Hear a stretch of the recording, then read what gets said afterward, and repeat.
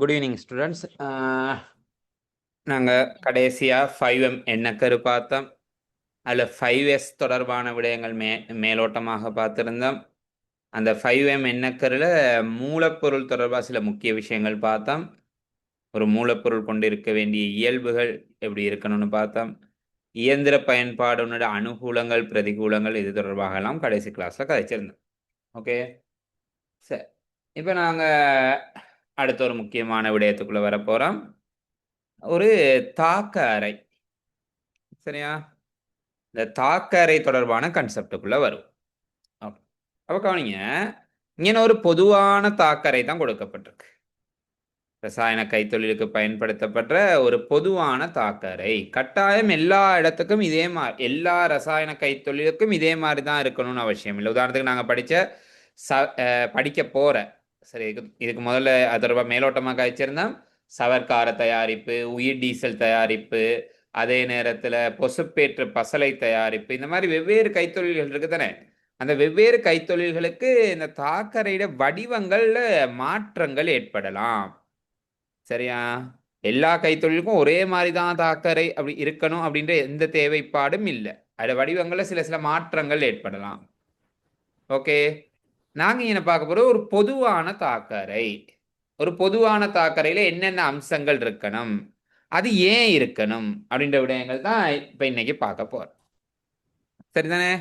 பாருங்க, நாங்க பார்த்துட்டோம் இதுக்கு முதல்ல ஒரு ரசாயன கைத்தொழில் அப்படின்னா அதுக்குரிய வரைவிலக்கணங்கள் பார்த்தோம். அதே நேரத்தில் ஒரு விஷயம் சொல்லியிருந்தேன், என்னன்னா அங்கே கட்டாயம் ஒரு கெமிக்கல் ரியாக்ஷன் ஒன்று நடக்கணும், ரசாயன தாக்கம் ஒன்று கட்டாயம் நிகழ்ந்தாதான் சரி ரசாயன கைத்தொழிலுக்குள்ள உள்ளடங்கும்னு பார்த்துருந்தோம். என்ன? ஓகே, உதாரணத்துக்கு பார்ப்பா. சரியான உதாரணத்துக்கு ஒரு விஷயம் சொல்றேன், அவதானிச்சு கொள்ளுங்க. இதுல உள்ள உதாரணத்தை எடுக்கிறேன். சரியா? பாருங்க, இங்க ரெண்டு சேர்வைகள் தாக்கம் அடையுது. பாருங்க, ரெண்டு சேர்வைகள் தாக்கம் அடையுது. ஏ பி அப்படின்ற ரெண்டு சேர்வை தாக்கமடைஞ்சு எங்களுக்கு விளைவாக கொடுக்குது, சியையும் டியையும் விளைவாக கொடுக்குது. ஓகே, அப்ப ஒரு ரசாயன தாக்க அறை தொடர்பாக நீங்க பார்க்கக்குள்ள இந்த தாக்கியல் விளைவுகள் இருக்கு தானே, அதுட பௌதீக நிலைகள் தொடர்பாக நீங்க கூடுதல் கவனம் செலுத்தணும். தாக்கியல் விளைவுகளோட பௌதீக நிலைகள் தொடர்பாக கூடுதல் கவனம் செலுத்தணும். ஓகே, சரி, என்ன சொல்லுங்க, என்னென்ன பௌதீக நிலைகள் எடுக்கலாம், ஒரு தாக்கி விளைவு என்னென்ன பௌதீக நிலைகள் எடுக்கலாம்?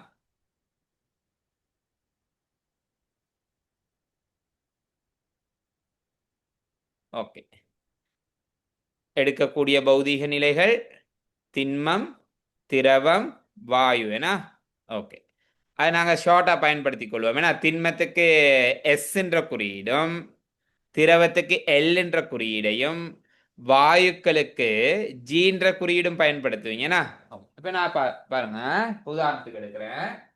பாருங்க, இதுல ஏன்றது இந்த இந்த படத்துல கொடுத்த கமைய ஏன்றது திரவ நிலை, பியும் திரவ நிலை, சியும் திரவ நிலை. எனக்கு சொல்லுங்க, டீன்றது என்ன பௌதீக நிலையில படத்துல கொடுக்கப்பட்டிருக்கு? டீன்றது என்ன பௌதீக நிலையில படத்துல கொடுக்கப்பட்டிருக்கு? கேஸ். ஓகே, கேஸ், வாயு நிலை. ஏன்னா சரியா? ஓகே, அப்ப டீன்றது வாயு நிலை. சரி, அப்ப இந்த விஷயங்களை நாங்க நல்லா அவதானிச்சு கொள்ளணும். அது என்ன பௌதீக நிலையில இருக்கு அப்படின்றத அவதானிச்சு கொள்ளணும். சரியா? அது ஏன் அவதானிக்கணும் அப்படின்றதுக்குரிய காரணம் பிறகு சொல்றேன். இப்ப பாருங்க, ஒரு ரசாயன தாக்க அறையில நாங்க தாக்கியல் இல்ல ஏயும் பியும் தானே தாக்கிகள். இந்த தாக்கியலை நாங்க உட்செலுத்தணும். என்ன? இந்த தாக்க அறைக்குள்ள இந்த தாக்கியலை நாங்க உட்செலுத்தணும். அப்படி உட்செலுத்துறதுக்கு எங்களுக்கு ஏதாவது ஒரு பகுதிகள் இருக்கணும். அதுக்கு வாழ்வுகள் அப்படின்னு பெயரிட்டாங்க, அல்லது குழாய்கள் அப்படின்னு பெயரிட்டாங்க. பாருங்க, இந்த இந்த ரெண்டு குழாய்களுக்கூடாக ஏக்கமா அப்படின்ற ரெண்டு தாக்கியலை உட்செலுத்துறாங்க. ரசாயன தாக்கரைக்குள்ள அந்த ரெண்டு தாக்கியலும் போனாதானே தாக்கம் அடையும். ஓகே, இப்ப சம்டைம் சில ரசாயன தாக்கங்கள்ல இந்த மாதிரி இருக்கலாம், பி கியூ ஆர் இப்படி மூணு தாக்கியல் தாக்கம் அடைஞ்சா இந்த தாக்கியலை உட்செலுத்துறதுக்கு மூணு குழாய்கள் தேவைப்படும். இங்க ரெண்டு குழாய் இருக்க மாதிரி மூணு குழாய் தேவைப்படும். அதான் நான் ஆரம்பத்திலே சொன்னேன், எல்லாத்துக்குமே இப்படித்தான் வரணும்னு அவசியம் இல்லை. அந்தந்த ரசாயன கைத்தொழிலுக்கு ஏற்ப இட வடிவங்கள் மாறலாம். ஓகே, சரி. அப்ப பாருங்க, தாக்கியில உட்செலுத்துறதுக்கு குழாய்கள் தேவைப்படுற மாதிரி சீக்கமா டீன்ற விளைவுகளை வெளியேற்றத்துக்கும் குழாய்கள். ஓகே, சீக்கமா டீன்ற விளைவுகளை வெளியேற்றத்துக்கும் குழாய்கள். சரி, அப்ப இந்த குழாய்கள் எங்கெங்க இருக்கணும், எந்தெந்த இடத்துல அந்த குழாய்கள் இருக்கணும்? தக்ஷன், சஜினேஷ், ஒருக்கா மைக் ஆஃப் பண்ணிருங்க. ஓகே, இந்த குழாய்கள் எந்தெந்த இடத்துல காணப்படணும் அப்படின்றத நாங்க இத பௌதீக நிலைகளை வச்சு கொண்டுதான் தீர்மானிப்போம். ஓகே, குழாய்கள் இந்த தாக்கரையில எந்த இடத்துல இருக்குன்றதை அதை தீர்மானிக்கிறது இத பௌதீக நிலைகளுக்கு ஏற்ப, திண்மமா திரவமா வாயுவா அப்படின்ற பௌதீக நிலைகளுக்கு ஏற்ப. அப்ப நல்லா அவதானிச்சுக்கொள்ளுங்க, முக்கியமான சில விஷயங்கள் சொல்ல போறேன், அவதானிச்சுக்கொள்ளுங்க. இப்ப டீன்றது பாருங்க வாயு வேணா, அதே நேரத்துல அது ஒரு விளைவு. சரியா, நாங்க விளைவை வெளியேற்றணும், வாயுவாக வாயு விளைவை நாங்க இதுல இருந்து வெளியேற்றணும். அப்ப எப்பவும் உங்களுக்கு தெரியும் சொல்லுங்க, வாயு மேல இருக்குமா கீழே இருக்குமா? ஒரு தாக்கரையில வாயு கீழே இருக்குமா மேல இருக்குமா?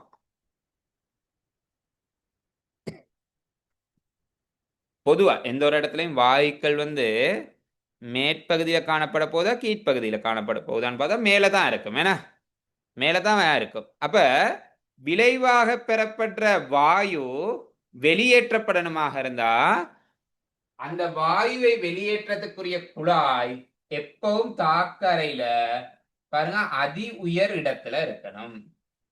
ஓகே, இப்ப உதாரணத்துக்கு பாருங்க, இந்த இடத்துல ஒரு குழாய் ஒண்ணு வரைகிறேன். இந்த இடத்துல நீங்க ஒரு குழாயை வச்சு அது கூடாக வாயுவை வெளியேற்றினா என்ன நடக்குமாக இருந்தா, இப்ப இந்த வாயு இந்த இடத்துல எல்லாம் சேர்ந்தானே, சேரக்குள்ள ஓகே பாருங்க, இந்த லைன் ஒண்ணு போடுறேன் பிளாக் கலர்ல. அந்த லைனுக்கு மேல உள்ள வாயு எல்லாத்தையும் எங்களால வெளியேற்ற முடியாம போயிடும். ஓகே, அந்த லைனுக்கு மேல உள்ள வாயு எல்லாத்தையும் எங்களால வெளியேற்ற முடியாம போயிடும். அதனால உற்பத்தி ஆகிற எல்லா வாயுவையும் நாங்க வெளியேற்றணுமாக இருந்தா இயன்றளவு அது தாக்கரையிட மேற்பகுதியில காணப்படணும். இந்த இங்க கொடுத்திருக்காங்க பாருங்க ஒரு வாழ்வு, இயன்றளவு மேல இருக்கு. ஓகே, அப்ப இது இந்த பாயிண்ட் நல்லா ஞாபகம் வச்சுக்கோங்க. விளைவாக வாயு பெறப்படுதாக இருந்தா அந்த வாயுவை வெளியேற்றத்துக்குரிய குழாய் தாக்கரையிட ஆக உச்சப்பகுதியில இருக்கு. சரியா? ஓகே, விளைவா வாயு பெறப்படுற மாதிரி இன்னும் ரெண்டு விஷயங்களும் பெறப்படலாம். ஒண்ணு திண்மம் அல்லது திரவம். ஓகே, திண்மம் அல்லது திரவம். அதை வெளியேற்றத்துக்கு இப்ப உதாரணத்தை பாருங்க, இந்த இதுக்குள்ள இந்த இங்க சீனு சொல்லப்பட்டிருக்கிறது திரவம். ஏன்னா நான் இந்த திரவத்தை வெளியேற்றதுக்கு இங்கே ஒரு குழாய் பாருங்க, இந்த இடத்துல வரைஞ்சு காட்டுறேன். அந்த இடத்துல ஒரு குழாய் பயன்படுத்துறோன்னு வைப்போமே, சொல்லுங்க. இந்த இடத்துல ஒரு குழாய், இந்த திரவ விளைவை வெளியேற்றதுக்கு இந்த இடத்துல ஒரு குழாயை பயன்படுத்தினா என்ன பிரச்சனை வரும்? வாய்க்கு சொன்னதை வச்சு நீங்க இங்க யோசிக்கக்கூடிய மாதிரி இருக்கும். என்ன பிரச்சனை வரும்? அந்த இடத்துல நான் ஒரு குழாயை பயன்படுத்தினா, நீங்க சொல்லக்கூடிய மைக் ஆன் பண்ணி சொன்னாலும் ஓகே தான்.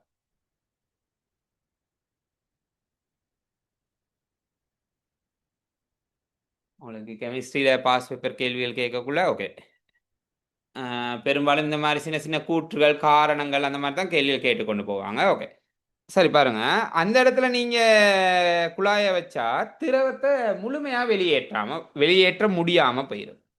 ஓகே, அப்ப இந்த பாயிண்டை நல்லா ஞாபகம் வச்சுக்கொள்ளுங்க. விளைவுல திரவம் அல்லது திண்மம் பெறப்படுமாக இருந்தா அதை வெளியேற்றத்துக்கு பயன்படுத்த வேண்டிய குழாய் அந்த தாக்கரையில ஆகவும் கீழ்ப்பகுதியில இருக்கணும். பாருங்க, இந்த கீழ்ப்பகுதியில ஒரு குழாயை பயன்படுத்தி அதை என்னன்னு போட்டிருக்காங்க, விளைவுன்னு போட்டிருக்காங்க தானே. ஓகே, அது திரவ விளைவா இருந்தாலும் சரி திண்ம விளைவா இருந்தாலும் சரி அதை வெளியேற்றதுக்குரிய குழாய் தாக்கரையின் மிகவும் அடிப்பகுதியில இருக்கணும். அப்பதான் முழுமையாக அந்த விளைவை வெளியேற்றக்கூடியதாக இருக்கும். சரி, இப்ப மேல இருந்தாலும் வெளியேற்றலாம். சம்டைம் நாங்க ஏதாவது மோட்டார் ஒண்ணு யூஸ் பண்ணி இந்த இடத்துல குழாய் கூட வெளியேற்றலாம். ஏதாவது மோட்டார் ஒண்ணு யூஸ் பண்ணி இங்க உள்ள திரவம் எல்லாம் வெளியெடுக்க வேண்டி வரும். அப்ப எக்ஸ்ட்ரா எனர்ஜி ஒண்ணு தேவைப்படும். அதை விட நல்லா ஆகவும் கீழே இருக்கிறது. ஓகே, அப்ப விளைவுகளை வெளியேற்றும் குழாய் எப்படி எப்படி இருக்கணும்னு சொல்லிட்டு ஓகே, நீங்க சமரிய சொல்லிருங்க. விளைவுல வாயு பெறப்பட்ட அந்த குழாய் எங்க இருக்கணும்? விளைவுல வாயு பெறப்பட்ட அந்த குழாய் எங்க இருக்கணும்? ஆகவும் மேற்பகுதியில காணப்படணும். என்ன? விளைவுல திண்மம் அல்லது திரவம் பெறப்பட்ட அந்த குழாய் எங்க இருக்கணும்? விளைவுல திண்மம் அல்லது திரவம் பெறப்பட்டா அந்த குழாய் எங்க இருக்கணும்? ஓகே, இயன்றளவு கீழ்ப்பகுதியில காணப்படணும். சரியா? இப்ப பாப்பா, அடுத்த விஷயம் பாருங்க.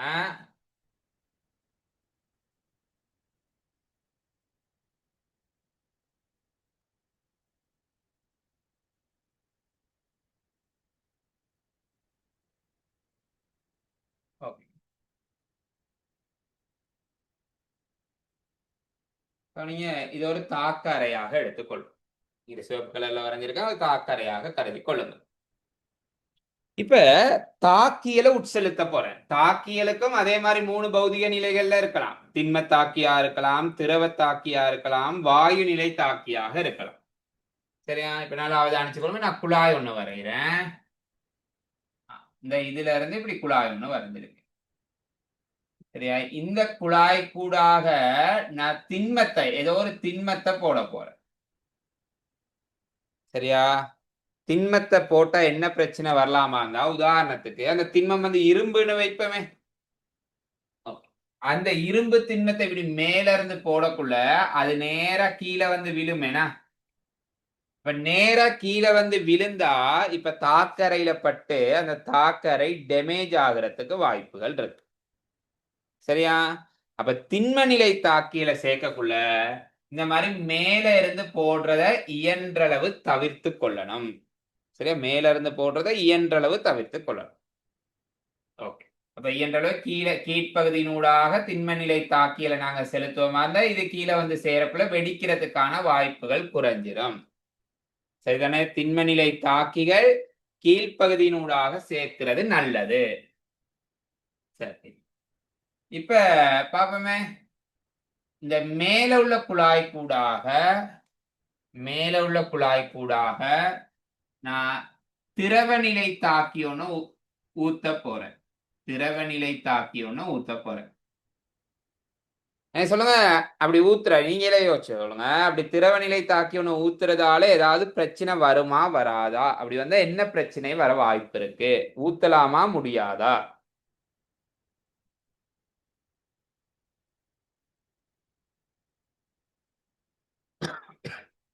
ஒரு திரவ நிலை தாக்கி இப்படி மேல இருந்து ஊத்த முடியுமா முடியாதா?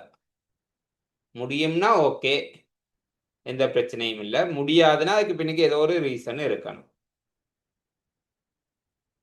சரி, நாங்க திரவ நிலை தாக்கிகளை மேல இருந்து நீங்க ஊத்தலாம், எந்தவித பிரச்சனையும் வராது. திரவம் இந்த தாக்கரையில மோதுறதால அது வெடிப்புக்குள்ளாகிறதுக்கான போகக்கூடிய காலம் எடுக்கும். இதுல தாக்கரை பெருசுன்னு சொன்னதுக்கு என்ன ரொம்ப பெருசா இருக்காது. ஏன்னா மேக்சிமம் வேணுமா இருந்தா ஒரு 20 அடி 30 அடி இந்த மாதிரி தான் இருக்கும். போகக்கூடிய காலம் எடுக்கும்ன்றது நாங்க ஏற்றுக்கொள்ள இயலாது. திரவநிலை தாக்கியில் மேல இருந்து சேர்க்கலாம், எந்த பிரச்சனையும் இல்லை. ஓகே, திரவநிலை தாக்கியில நாங்க மேல இருந்து சேர்க்கறதுல எந்த பிரச்சனையும் வராது. அடுத்து பார்ப்போம், வாயு நிலை தாக்கி. இதுல தான் ரொம்ப முக்கியமா ஒரு விஷயம் கவனிக்கணும் பாருங்க. வாயு நிலை தாக்கி இப்ப பாருங்க, உள்ளுக்கு ஒரு திரவம் இருக்கு. தாக்க அறைக்குள்ளுக்கு ஒரு திரவம் ஒண்ணு காணப்படுது. இப்ப இந்த திரவத்தோட நான் ஒரு வாயுவை தாக்கமடைய வைக்கிறதுக்காக இந்த இங்கன ஒரு குழாய் ஒண்ணு பயன்படுத்துறேன், ஏன்ற ஒரு குழாய். இன்னொரு குழாய் இந்த இடத்துல பயன்படுத்துறேன், பின்னு ஒரு குழாய். இன்னொரு இடத்துல இன்னொரு குழாய் பயன்படுத்துறேன், சீன்னு ஒரு குழாய். நான் இந்த குழாய்கள்ல ஏதோ ஒரு குழாய் கூடாக வாயு நிலை தாக்கிய உட்செலுத்த போறேன். நீங்க எனக்கு தெரிவு செய்து சொல்லுங்க, சிறந்த குழாய் ஏயா பியா சியா? எது சிறந்த குழாய்? அப்ப ஒவ்வொருத்தருக்கும் ஒரு கான்செப்ட்ல நீங்க ஆன்சர் சொல்லுவீங்க. பட் இதுக்கு பிறகு சரியா? எஸ்எஃப்டி பாடத்தின் அடிப்படையில எது சிறந்த குழாயாக இருக்குமாக இருந்தா வாயுநிலை தாக்கிய உட்செலுத்துறதுக்கு இந்த 3 குழாய்கள்ல குழாய் சி தான் சிறந்தது. ஏன் சிய தெரிவு செய்யறோன்றதுக்கு காரணமும் கேட்பாங்க. ஏன் சிய தெரிவு செஞ்சீங்க, என்ன ரீசன் ஒண்ணு இருக்கணும் தானே? பாருங்க, சரியா? நான் மேல உள்ள குழாய் ஏ கூடாக அந்த வாயு நிலை தாக்கிய உட்செலுத்தினா முதலாவது வாயு இந்த இடத்துல தானே சேர்ந்துட்டு அதுக்கப்புறம் இது ஃபுல்லா நிறைஞ்ச பிறகுதான் போயிட்டு திரவத்தோட படும். அந்த திரவத்தோட கீழே உள்ள திரவத்தோட தானே அந்த வாயு தாக்கம் அடையணும். அப்ப கீழே உள்ள திரவத்தோட அந்த வாயு தாக்கம் அடையணுமா இருந்தா நாங்க மேல இப்படி ஒரு குழாய் கூடாக செலுத்தி பிரயோசனம் இல்லை. ஓகே, பி கூடாக செலுத்தினா என்ன நடக்குமா? திரவத்துக்குள்ள போகும் அந்த வாயு போயிட்டு உடனடியாக திரவத்துல இருந்து வெளியேறிடும். ஆனா சி கூடாக அந்த வாயு அனுப்பக்குள்ள பாருங்க, இதுவும் மேல போக போகுதான். ஆனா நீண்ட நேரம் என்ன செய்யுமாக இருந்தா அது அந்த திரவத்துக்குள்ளேயே தங்கி இருக்கும் அந்த வாயு. அதனால விளைவு பெறப்படுறதுக்கான வாய்ப்பு அதிகமாக்கப்படுது. அதனால தான் எந்த குழாய் சிறந்ததாக இருந்தா சீன்ற குழாய் சிறந்ததாக இருக்கும். ஓகே, அப்ப எப்பவுமே தாக்கில வாயு நிலை தாக்கி பயன்பட்டா அந்த தாக்கிய உட்செலுத்துறதுக்கு மிக சிறந்த குழாய் தாக்கரையில ஆகவும் கீழே உள்ள குழாய் தான் சிறந்த குழாய். சரிதானே? இப்ப கவனிங்க, இப்ப கவனிச்சு கொள்ளுங்க. சரியா? இந்த தாக்க அறையிலேயே நான் 2 படம் வரைகிறேன். ஓகே, இந்த ஏன்ற குழாய் அப்படியே பாருங்க, இந்த தொடர்ந்து இந்த கீழே மட்டும் வரைஞ்சிருக்கு, இந்த இடம் வரையும் போகுது. பீன்ற குழாய் இந்த இதோட நிக்குது, இந்த வரைஞ்சி இருக்க இந்த பார்டர் லைனோட நிக்குது. ஏ கீழே வரைக்கும் போயிருக்கு. அப்ப என்ன சொல்லுங்க, இந்த படத்தின்படி வாயு நிலை தாக்கிய உட்செலுத்துறதுக்கு எது சிறந்த குழாய், ஏயா பியா? இந்த படத்துக்குமே சொல்லணும், வாயு நிலை தாக்கிய உட்செலுத்துறதுக்கு சிறந்த குழாய் ஓகே சரி. அப்ப எல்லாரும் ஒரே ஆன்சருக்குள்ள வந்துட்டீங்க. ஏ என்ற குழாய் தான் சிறந்ததாக இருக்கும். ஏன்னா அதுதான் ஆகவும் அடிப்பகுதியில இருக்கு. ஏன் அது சிறந்தது அப்படின்னு ஒரு கேள்வி கேட்டா நீங்க அதுக்குரிய ஆன்சர் எழுதணும். நீண்ட நேரம் திரவத்துடன் தொடுகையில் இருப்பதனால் சரியா அதிக அளவு விளைவை ஏற்படுத்தக்கூடியது. ஓகே, நீண்ட நேரம் திரவத்துடன் தொடுகையில் இருப்பதனால் அதிக அளவு விளைவை ஏற்படுத்தக்கூடியதுன்னு அதுக்கு ஆன்சர் சொல்லுவான். சரியா? இதெல்லாம் எக்ஸாம்ல கேட்கிற கேள்விகள். சரி, அப்போ ஒரு ரசாயன தாக்கரையில பாருங்க, இப்ப இவ்வளவு நேரம் படிச்சதன்படி பிரதானமாக தாக்கிகளை உட்செலுத்தும் குழாய்கள் இருக்கணும், விளைவுகளை வெளியேற்றும் குழாய்கள் இருக்கணும். அது எந்தெந்த இடத்துல இருக்கணும் அப்படின்றதான் இவ்வளவு நேரம் பார்த்தோம். அது எந்தெந்த இடத்துல இருக்கணும்ன்றது அதோட பௌதீக நிலைகளுக்கு ஏற்ப தீர்மானிக்கப்படும். அது திண்மமா திரவமா வாயுவான்ற பௌதீக நிலைகளுக்கு ஏற்ப தீர்மானிக்கப்படும். சரியா? ஓகே, அடுத்து பாருங்க. சரியா? இந்த தாக்கரையில இருக்க வேண்டிய இன்னும் சில அம்சங்கள். ஓகே, இந்த இதுல ஒரு அம்சம் இருக்கு, என்னன்னா வெப்பமானி. ஒரு ரசாயன தாக்கரையில கட்டாயம் என்ன இருக்கணுமாக இருந்தா வெப்பமானி காணப்படணும். ஓகே, வெப்பமானி எதுக்கு இருக்கணுமாக இருந்தா அந்த தாக்கரை உள்ளுக்கு சரி அந்த தாக்கம் என்ன வெப்பநிலையில நடக்குது. ஏன்னா இப்ப நான் சொன்ன முதல்ல ஒரு 20 அடி 30 அடி உயரத்துக்கெல்லாம் கிட்டத்தட்ட எங்கட வீடுகளை விட 3 மடங்கு உயரத்துக்கு கூட தாக்கரை இருக்கலாம். அப்ப அப்படிப்பட்ட ஒரு தாக்கரையில நாங்க உள்ளுக்கு பூந்து தாக்கம் நடக்கக்குள்ள வெப்பநிலை அளக்குறையெல்லாம் சாத்தியப்பாடு இல்லை. அப்ப இதெல்லாம் நாங்க பிக்ஸ் பண்ணி வச்சிருவோம். சரி, தாக்கரைக்குள்ளே பிக்ஸ் பண்ணி வச்சிருவாங்க இந்த வெப்பமானி எல்லாம். சரி, அப்ப தாக்கம் நிகழக்குள்ள நாங்க வெப்பநிலையை அளவிடுறதுக்காக வெப்பமானி இருக்கு. சரி, அப்ப அமுக்கமானி, அமுக்கத்தை அளவிடுறதுக்காக அமுக்கமானி இருக்கு.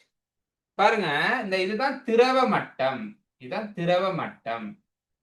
ஓகே, வெப்பநிலை எப்பவும் எங்கன தாக்கம் நிகழுதோ அந்த இடத்துல தான் அளக்கணும்.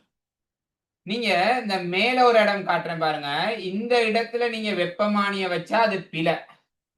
ஏன்னா அது தாக்கம் நிகழ்ற வெப்பநிலையை காட்டாது, வெளியே வார வாயுவின் வெப்பநிலையை தான் காட்டும்.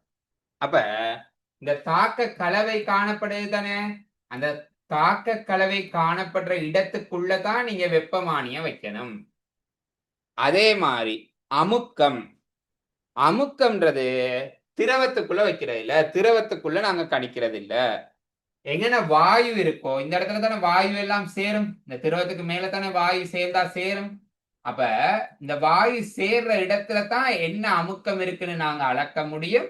அப்ப அந்த திரவத்துல மேற்பகுதியில, சரியா, திரவத்துல மேற்பகுதியில வாயுக்கள் சேரக்கூடிய இடத்துல தான் எதை வைக்க போறீங்களா இருந்தா அமுக்க கணிச்சி. இது முக்கியமா அமுக்க மானின்றதை விட சரியான சொற்பதான் அமுக்க கணிச்சியை பயன்படுத்தணும். ஓகே. அப்ப இன்னும் ரெண்டு விஷயம் பார்த்துட்டோம். வெப்பமானி, அமுக்க கணிச்சி. வெப்பமானி வெப்பநிலை அளவிடம், அமுக்க கணிச்சி அமுக்கத்தை அளவிடம். வெப்பமானியை வைக்கணும், சரியா, தாக்கம் நிகழ்ற அந்த திரவ கலவைகளுக்கு உள்ள, அது திண்மமாகவும் இருக்கலாம், திண்ம கலவைகள் தாக்கம் நிகழ்ற பிரதேசத்துல வைக்கணும். அமுக்க கணிச்சி அந்த திரவ மட்டத்துக்கு மேல வாயுக்கள் எல்லாம் எங்க சேருதோ அந்த இடத்துல அமுக்க கணிச்சியை வைக்கணும். சரியா? ஓகே. அடுத்து பாருங்க, அடுத்த பிரதான உபகரணம் இந்த கலக்கும் உபகரணம். ஓகே. இந்த கலக்கும் உபகரணத்துல இந்த கலக்கிற பகுதியிட வடிவம் உள்ளுக்கு என்னத்தை பயன்படுத்துறோன்றதுக்கு ஏற்ப மாறுபடும். ஓகே. எனக்கு நீங்க சொல்லுங்க பாப்போம், பெரும்பாலும் எல்லாரும் இது கண்டிருக்க வாய்ப்பு இருக்கு. சரியா? இந்த மாதிரி கலக்கும் உபகரணத்தை கொண்டு ஒரு தாக்க அறை நீங்க கண்டிருப்பீங்க, நிச்சயமா கண்டிருப்பீங்க. அதிக வாய்ப்பு இருக்கு எனக்கு தெரிய. எங்க கண்டிருக்கீங்கன்னு சொல்லுங்க பாப்போம்.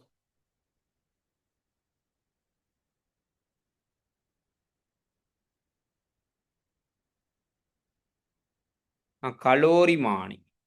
ஓகே, கலோரிமானில கலக்கி இருக்குதான். Grinder, very good. பிளெண்டர், சரியா, நீங்க வீட்டில் யூஸ் பண்ற பிளெண்டர்ல கண்டிருப்பீங்கண்ணா. ஓகே, நான் உண்மைக்குமே இந்த ஆன்சரை எதிர்பார்த்து நான் சொல்லலை, பட் ஓகே, நீங்க வீட்டில் யதார்த்தமா கிரைண்டர்ல இந்த மாதிரி ஒரு கலக்கும் உபகரணம் இருக்குண்ணா. அது உண்மைக்குமே நீங்க உள்ளுக்கு பயன்படுத்துறது திரவமா அல்லது திண்ம கூறுகள் எதையாவது வெட்ட போறீங்களா அதுக்கேற்ப, சரி, இந்த இங்க பயன்படுத்தி இருக்காங்களே இந்த அலகு, அந்த அலகிட வடிவங்கள் எல்லாத்தையும் மாத்தி மாத்தி மாத்தி யூஸ் பண்ணுவாங்கன்னா பிளெண்டர்ல. நான் உண்மைக்குமே சொல்ல வந்து நான் எதிர்பார்த்தது உங்கள்ட்ட ஆன்சர் என்னன்னா, பொதுவாக பார்த்துருப்பீங்க இந்த லொரிகளில் சம்டைம் என்ன செய்வாங்களாக இருந்தால் சிமெண்ட் அப்படியே சிமெண்ட் கொண்டு போவாங்களே லொரிகள், அப்போ அதுக்குள்ளே சிமெண்ட் அப்படியே கரைச்சி கொண்டே போவாங்க. சரியா? அது ரோட்டில் போகக்குள்ளே அது நடந்து கொண்டே போகும், அந்த மிக்சிங் நடக்கிற செயற்பாடு. ஓகே, அதான் உண்மைக்குமே நான் எதிர்பார்த்தது. ஓகே, நீங்கள் அதை விட வேற ஒரு ஆன்சர் சொன்னீங்க, பிரச்சனை இல்லை. சரியா? ஓகே. அப்ப இந்த கலக்கும் உபகரணத்தை நாங்க ஒரு நபரை போட்டு கலக்கிறது வந்து அவ்வளவு பெரிய அளவு தாக்கறையில் அது சாத்தியமற்றது. ஏன்னா அப்ப இந்த கலக்கல் செயற்பாடை செய்யறதுக்காக என்னத்தை ஃபிக்ஸ் பண்ணியிருக்காங்க? இந்த கலக்கியை இயங்க வைக்கிறதுக்காக என்னத்தை ஃபிக்ஸ் பண்ணியிருக்காங்க?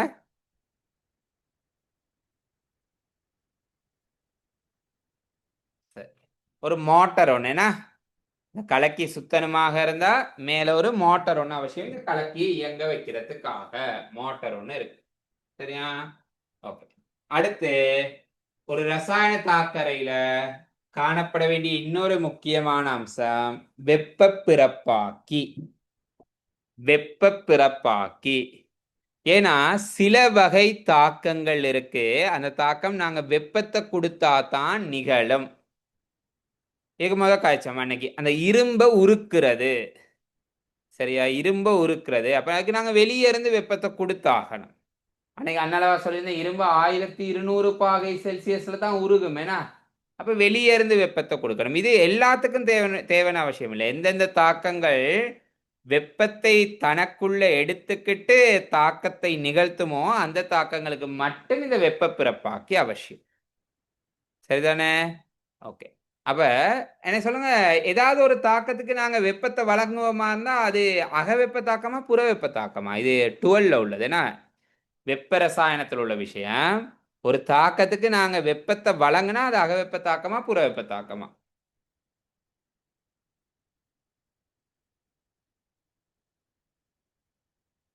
ஒரு ரசாயன தாக்கம் நிகழுது, நாங்க வெளியே இருந்து வெப்பத்தை வழங்குறோம், அப்ப அது அகவெப்ப தாக்கத்துக்குள்ள உள்ளடங்கும். சரியா? நாங்க வெளியே இருந்து வெப்பத்தை வழங்கினா அது அகவெப்ப தாக்கம். அந்த தாக்கம் நிகழ்றதால வெப்பம் வெளியே வெளிவிடப்படுமாக இருந்தா அது புற வெப்ப தாக்கம். அதுல சில உதாரணங்கள் பார்த்துட்டு வரும், ஏன்னா அது சார்ந்த கேள்விகளும் எங்களுக்கு இந்த ரசாயன கைத்தொழிலுக்குள்ள கொண்டாந்து கேட்பாங்க. எனக்கு சொல்லுங்க சில புறவெப்ப தாக்கங்களுக்கு ஏதாவது உங்களுக்கு தெரிஞ்ச உதாரணம், புறவெப்ப தாக்கத்துக்கு உதாரணம்.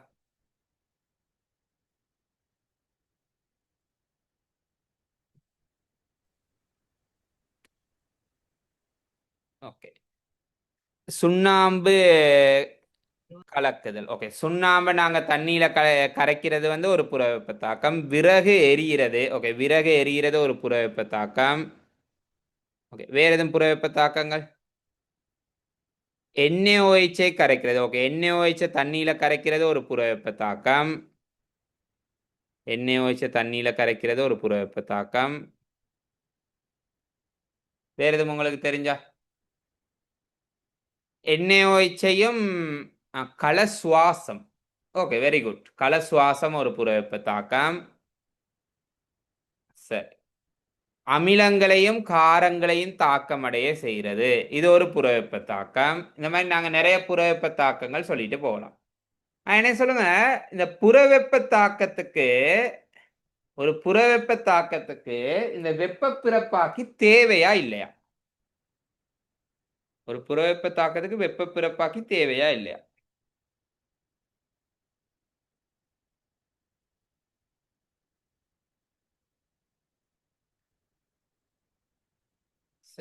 தேவையில்லைனா, ஒரு புறவெப்ப தாக்கத்துக்கு வெப்ப பிறப்பாக்கி தேவையில்லை. ஏன்னா ஆல்ரெடி அது வெப்பத்தை வெளிவிட்ட வண்ணம் நடக்குது. நாங்க வெப்பம் இன்னும் கொடுக்க போனா தாக்கரை ரொம்ப சூடாகி, சரியா, தாக்கரை ரொம்ப சூடாகலாம் தானே.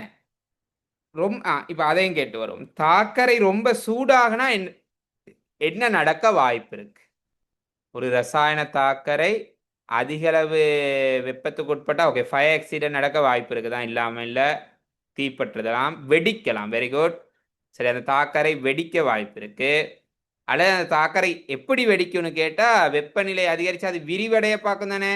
விரிவடைய பார்க்கறதால இல்லை கசிவுகள் எல்லாம் ஏற்பட்டதுக்கெல்லாம் வாய்ப்பு இருக்கு. சரியா, அப்ப அந்த கன்செப்டுக்குள்ளேயும் வருவான். இப்ப நான் ஒரு அமிலத்தையும் காரத்தையும் தாக்கமடைய வைக்கிறேன்.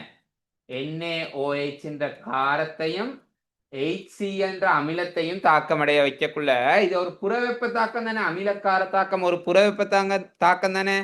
அப்ப இந்த தாக்க அறைக்குள்ள அதிக அளவு வெப்பம் பிறப்பிக்கப்படும். சரியா, இப்ப உங்கள்ட்ட ஒரு சொல்யூஷன் ஒன்று கேட்குறாங்க. இப்ப அதிக அளவு வெப்பம் பிறப்பிக்கப்பட்டா அடுத்து என்ன நடக்குமாக இருந்தா, சரி, அடுத்து என்ன நடக்க வாய்ப்பு இருக்கா இருந்தா இந்த தொகுதி வெடிக்கலாம். இப்ப நீங்க அந்த இடத்துல இருக்கிறீங்க. சரியா, நீங்க அந்த இடத்துல இருக்கிறீங்க. நீங்க என்ன வேலையா நீங்க ஓடி போயிருவீங்க அந்த இடத்துல இருந்து. உண்மை யதார்த்தத்துல வெடிக்கிற மாதிரி இருந்தால் அதுதான் செய்யணும். பட் இருந்தாலும் அது இல்லாமல் வேற ஏதாவது ஆப்ஷன், இப்போ கொஞ்சம் கொஞ்சமா வெப்பநிலை உயர்ந்து கொண்டு இருக்கு, உங்களோட கண்ணுக்கு தெரியுது. பட் இதை வெடிப்புல இருந்து உங்களுக்கு பாதுகாக்கக்கூடிய மாதிரி இருக்கு. அப்ப என்ன செய்யலாம்? அப்படி ஒரு அதிக அளவு வெப்பம் வெளிவிடப்பட்டா நீங்க என்ன சொல்யூஷனும் நீங்க மேற்கொள்ள முற்படுவீங்க?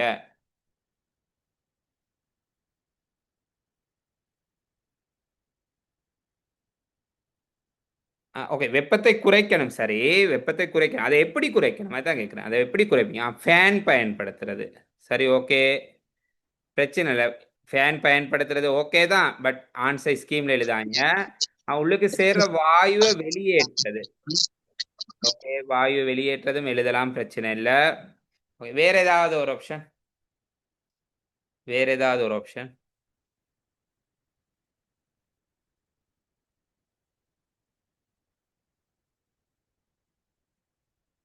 இங்க எழுதக்கூடிய ஆன்சர் ஸ்கீம் படி சரியான ஆன்சர் என்னன்னா, ஜன்னல் கதவுகளை திறந்து வைக்கிறது. அதெல்லாம் அவ்வளவு ஒரு பெரிய ரசாயன தாக்கரையில ஜன்னல் கதவுகளை திறந்து வைக்கிறதால எங்களுக்கு ஓரளவுக்கு மேல கட்டுப்படுத்த இயலாது. ஓகே, சரி, பாருங்க என்ன சொல்யூஷன்னா, ஓகே, வெரி குட், நீர் ஊற்றுதல். சரியா, அது மிகமே சரியான சொல்யூஷன் தான். பாருங்க, இந்த தாக்கரையிட வெளி மேற்பரப்பு இருக்கு தானே.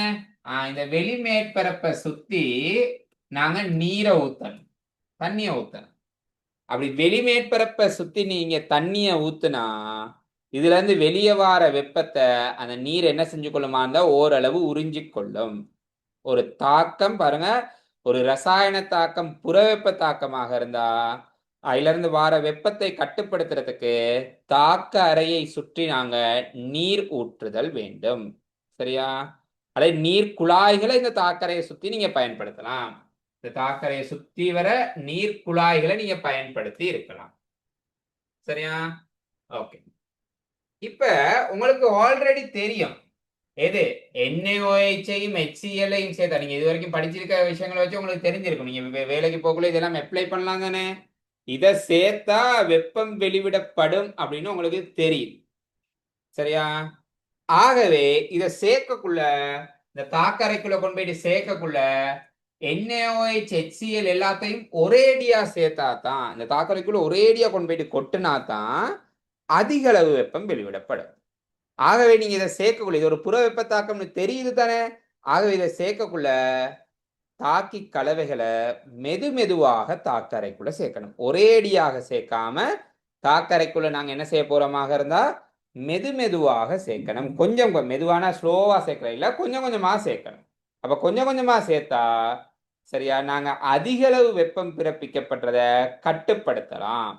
அப்ப அதிக அளவு வெப்பம் பிறப்பிக்கப்படுறதை கட்டுப்படுத்துறதுக்கு மிக பொருத்தமான ஆன்சர்ல ஒண்ணு தாக்கரையை சுற்றி நீர் ஊற்றுதல்.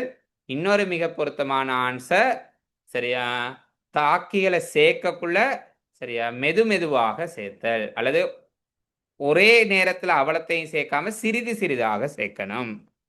ஓகே, மெதுவோட சிறிதாக சேர்த்தல், அதுதான் சரியான சொற்பதா. ஓகே, எனக்கு இப்ப அடுத்து சொல்லுங்க பாப்பா. இந்த தாக்கரையில இன்னும் என்ன எல்லாம் பொதுவா தானே காய்க்கிறான்.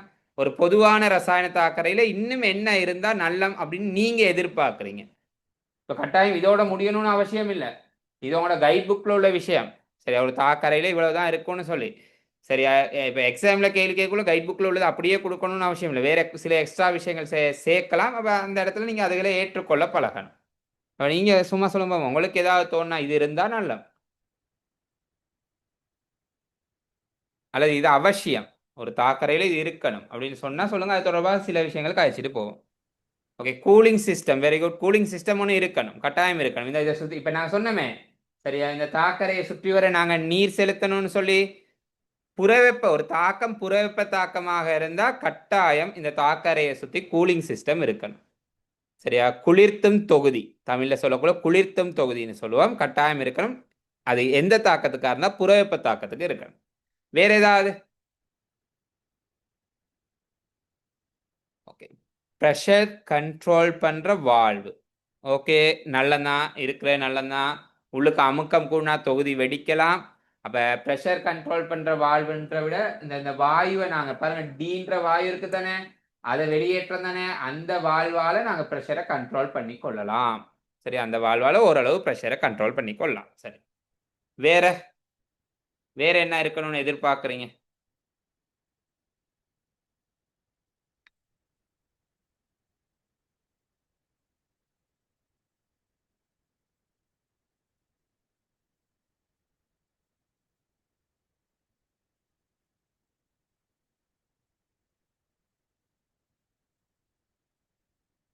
சரி, ஓகே. சரி, திரும்ப இப்ப லெஃப்ட் ஆயிட்டு ரீஜாயின் ஆகுங்க. ரீஜாயின் ஆகக்குள்ள உங்களுக்கு ஏதாவது ஐடியா வந்தா சொல்லுங்க இது தொடர்பாக. ஓகே, லெஃப்ட் ஆயிட்டு எல்லாரும் 2 மினிட்ஸ்ல ரீஜாயின் ஆகிக்கொள்ளுங்க.